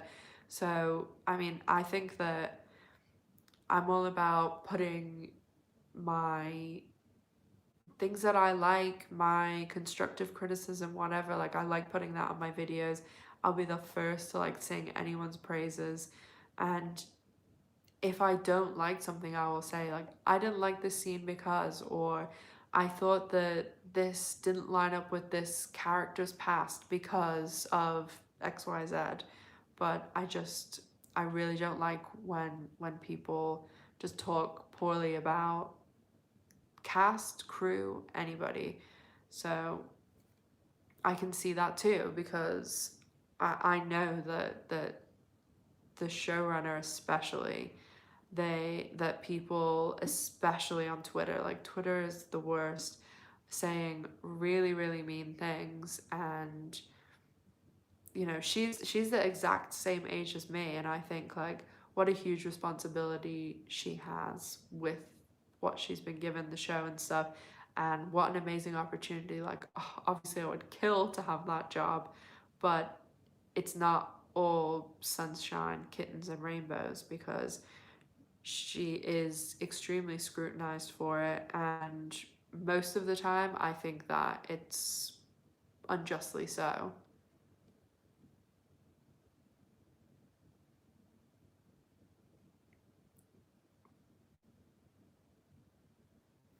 Eileen.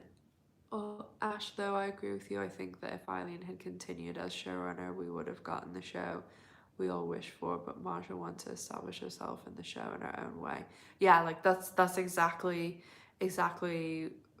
like what I was saying, Eileen, too. Like I agree with you, because I think that if Eileen was the showrunner, it would be like a continuation of the L word, and if and because of like what I just said, like the way Marja probably has to try and establish her show in her own way, because she would be accused of like just continuing on the L word. So like I totally agree with what you said there, Eileen.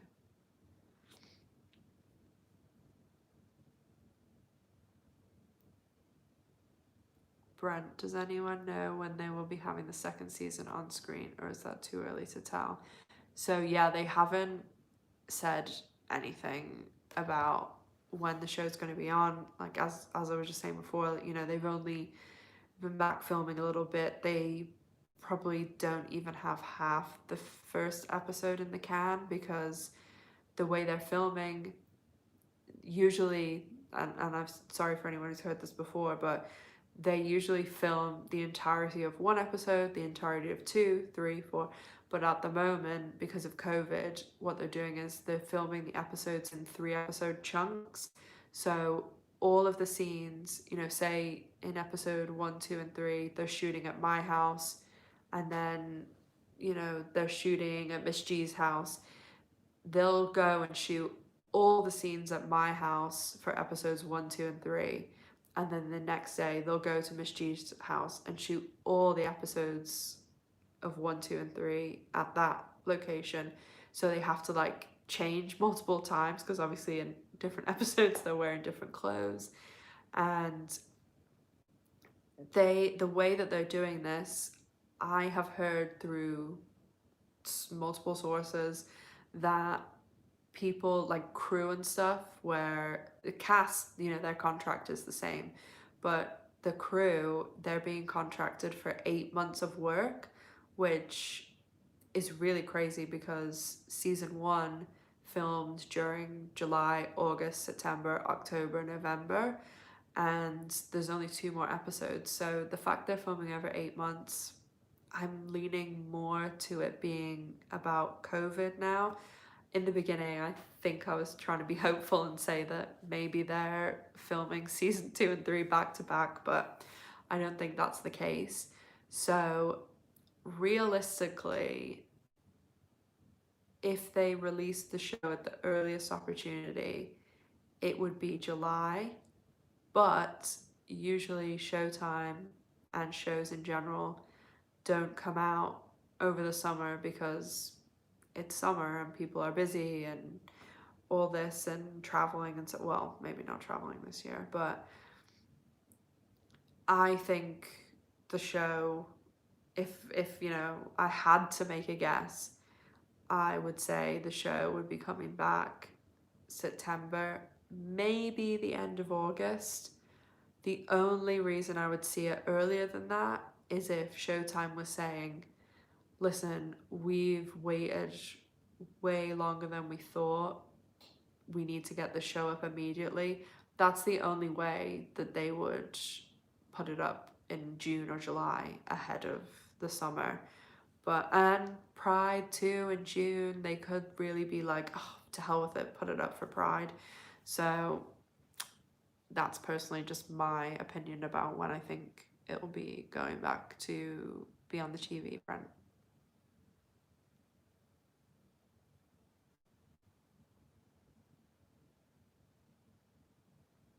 Oh, Gloriana, yeah. JB and Laurel are all about Bentina. They are on our side.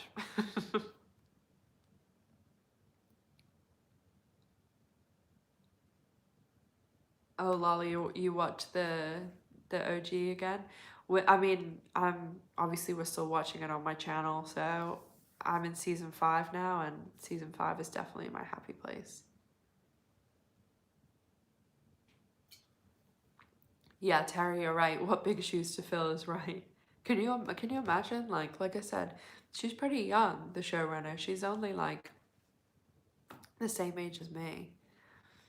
Oh, I would love like anybody associated with the show ever sees this, please let me come on the show. I'll cook, do anything, cook, clean.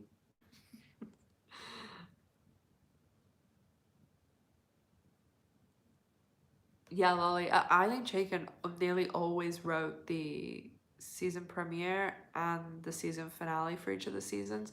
And then she also wrote episodes throughout. Another person who really did a lot of writing and directing for the show and kind of contributed to the whole vision of the show was Angela Robinson, who is awesome as well. And I think I plugged her movie the other day, but Professor Marsden and the Wonder Women, it's an awesome, awesome movie, and there is some queer representation in it. I will leave it at that, but there's some lovely ladies in it, and it's about the people who created Wonder Woman. If you can see,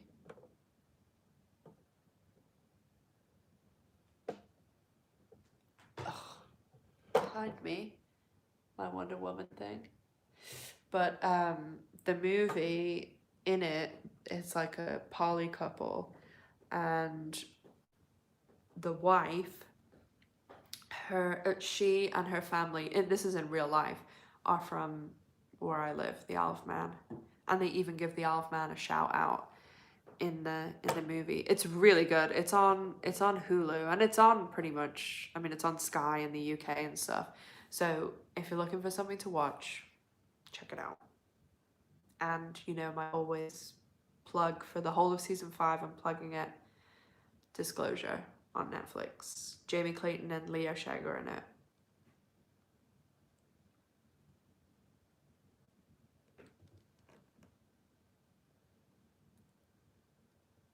Yeah, Chelsea, exactly. You are on it. I am just happy we got the show back because we didn't for years. I'm with you there, girl. Oh, hey, Deb. I was just, what, when Jen came in, I was thinking, oh, Jen's here. She was one of the people that I wasn't sure whether she was able to come. And then I was like, and Deb, I wonder if Deb's coming. So glad you could make it, Deb. Happy New Year. Yeah, Lacey, that's what I'm pretty much thinking it is. 8 months about lockdown. I just really didn't want to believe it in the beginning.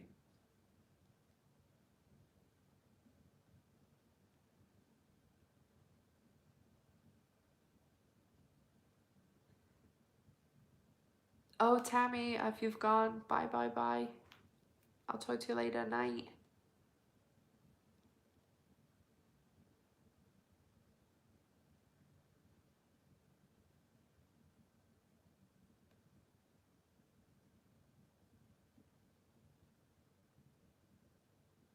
Oh, no, no, Terry. I'm just recommending the movie, not a poly relationship. I I definitely could not be in a poly relationship. Has anyone ever watched that show, Sister Wives? That obviously is something completely different. I don't normally watch reality TV, but that one sucks me in.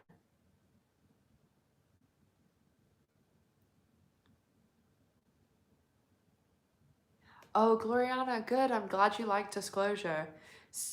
I know I've talked about this movie a bunch, or documentary, whatever you want to say, but I just think it's really important because I obviously, like, I am a lesbian and I consider myself quite educated in like LGBTQ stuff, and I have trans friends and things like that too. But Disclosure, honestly, I think is the most educational documentary, movie, whatever that I've definitely watched this year, and I'm really like close to saying ever. Like I learned so much watching Disclosure, and I really, really enjoyed it. I think everyone who was on it was just, they all brought something so unique, and they were all so like,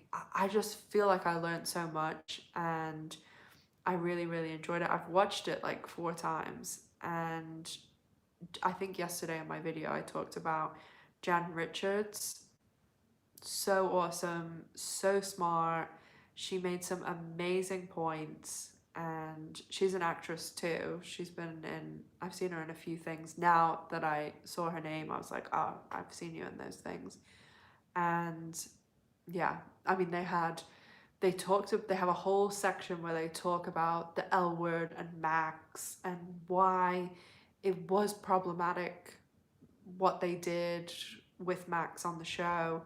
And then they had Jamie Clayton, who plays Tess in Gen Q, and Leo Sheng, who plays Micah in Gen Q. So it was really, and they had Zeke, who, I don't watch Survivor, but apparently he was on Survivor twice, and he was like outed. But he did an episode of the To Ellen Back podcast, and he was so funny. He was awesome on it. So honestly, if you haven't watched Disclosure, you're really missing out. It's on Netflix.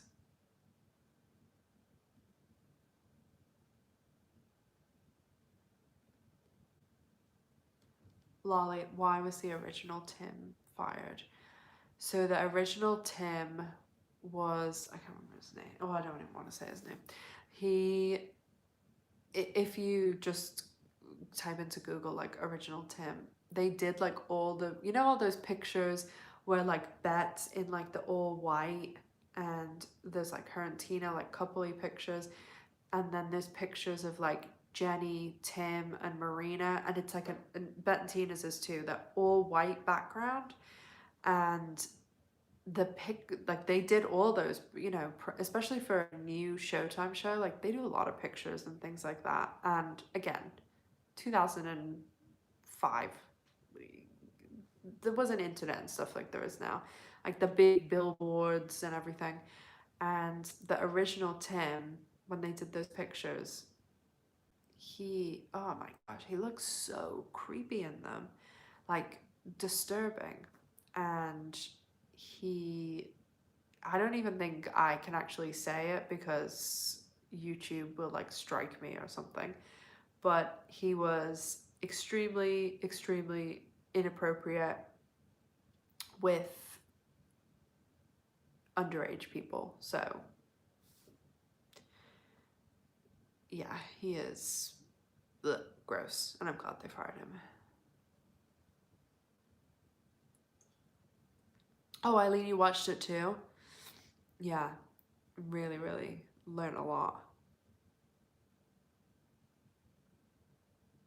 Generation Q, I saw a bunch on DVD online. Does anyone know offhand if there's been a legit DVD release? Yeah, there has, Lacey, because I gave one away on my channel, and I know I Tammy just left, but she got the DVD. And I know a few other people who've got it.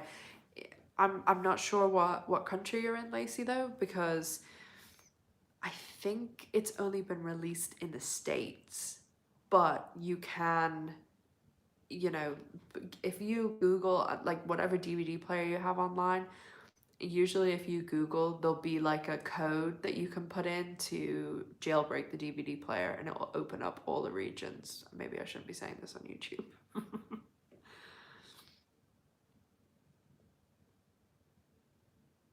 Oh, you should be good then, Lacey, if you're in the US.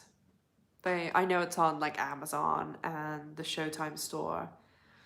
I actually, when, so everybody knows like I was giving away the L Word goodie bag for the Christmas advent calendar, and oh, Sonia's not here. Sonia won it, and when I was getting the stuff, like I gave her like one of my shirts, and then this really cool like Gen Q shirt, and then a bunch of other stuff. And when I was getting the stuff for the goodie bag, I was like, I'm gonna get myself something. And so I got a Generation Q shirt, and then I got one of the um, Bet beanie hats. So it's gonna take forever to get here because obviously I'm in the UK, and I will. But whenever I get it, I'll wear it on stream.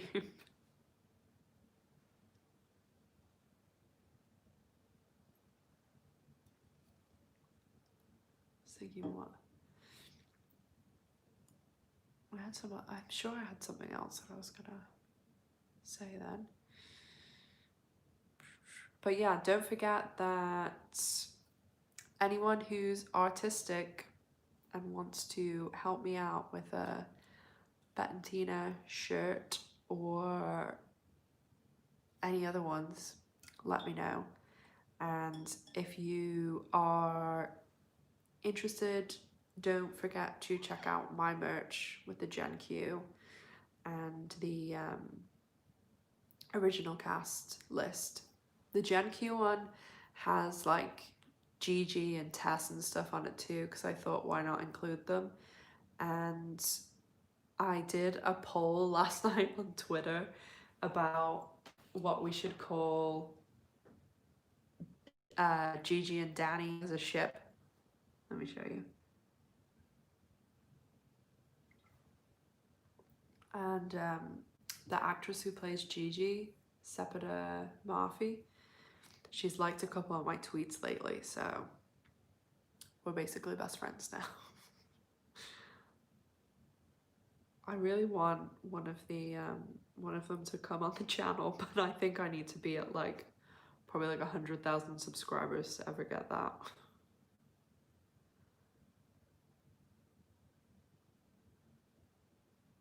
Let me show you. Oh yeah, Diggy was the winner. I don't know whether sometimes you have to like get your hand in for it to focus. It's weird. But yeah, anyway, Diggy was the winner for the Danny and Gigi ship. I don't know whether anybody else is excited about the possibility of Danny and Gigi, but I'm all in for that.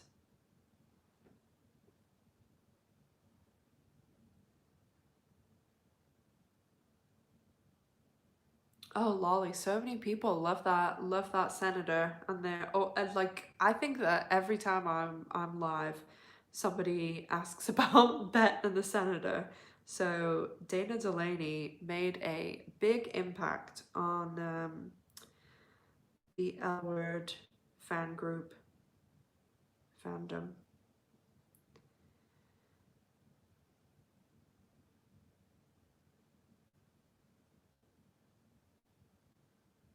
Oh, I've never it's weird. My YouTube notifications like gave me a notification about myself going live. It's kind of weird.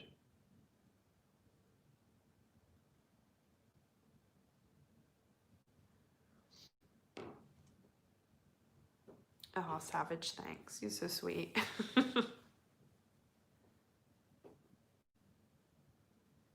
Oh, Lolly, I am all about that.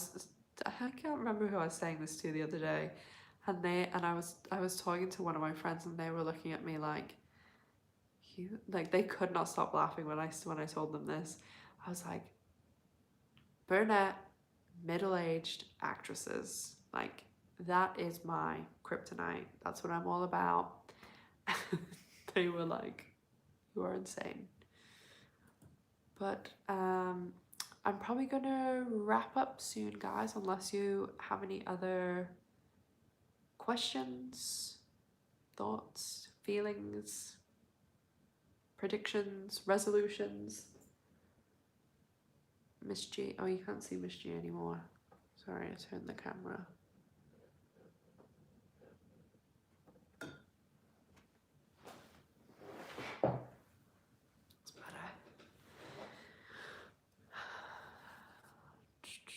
So let me know if there's anything else. I'll probably do, so just so you guys know, for the next week, on Sunday, I'll probably be releasing my episode 8 of season 5 review, and then go live again next Friday, for sure, as usual. Would you ever invite a friend to come on camera live with you and chat? Yeah, I would definitely do that. Most of my actual friends here, like where I live now, don't really watch the show, but a lot of my friends in America do, but obviously can't travel at the moment. When I get this streaming software, obviously, like I haven't got it yet, so I haven't tested it out or anything. I'm pretty sure, because I don't know whether anybody watches Obese to Beast. I want like the software that he has, and he did like an interview last week with the guy from, I think it's Family by the Ton or something. It was like one of those shows where like the guy was really, really heavy and he was getting weight loss surgery, and they had it set up like a, you know, when I do like the videos where I split the screen and I have like another thing on the side. So hopefully the streaming software I'm getting can do that, and then I could have someone else, like, public service announcement to any of the L Word cast, if you want to come on the channel.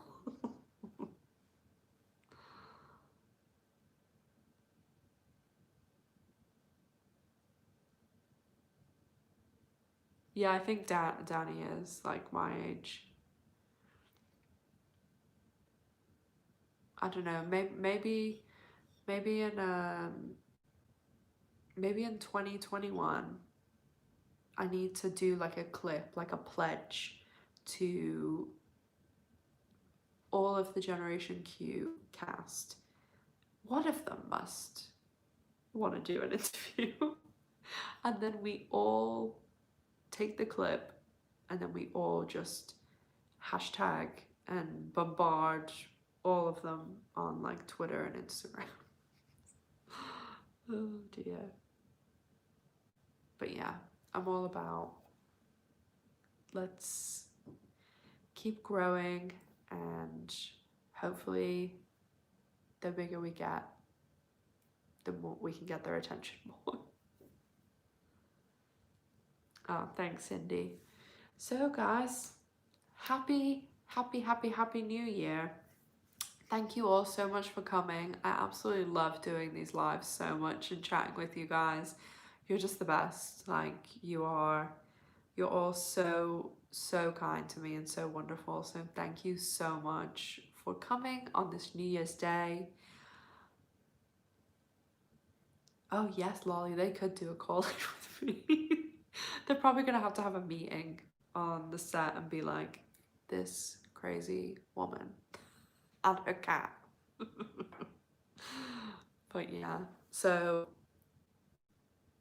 Sunday, you too, Steph. So Sunday I will have my video up, and then I will see you all next Friday for the live. In the meantime, you know where to find me on social media. Make sure you subscribe to the channel. Help me get the numbers up. As you know, I'm gonna get an L Word tattoo at 5,000 subscribers and an Ash Silver one at 10,000. So make sure to subscribe and follow me on social media, and make sure to check out my merch. It also supports the channel, and the more the channel is supported, the more time I can dedicate to it. So anything else? I don't think so. I'll be, of course, updating you guys on all the Generation Q Season 2 news as soon as I can. But you're all the best. Lolly, Eileen, Steph, Gloriana, Lacey, Savage, Jen, Deb, You guys are just the best. Thank you so much for coming. Terry, Chelsea, Cindy, Helen, Lacey. I'm trying to see who else. Tammy's gone.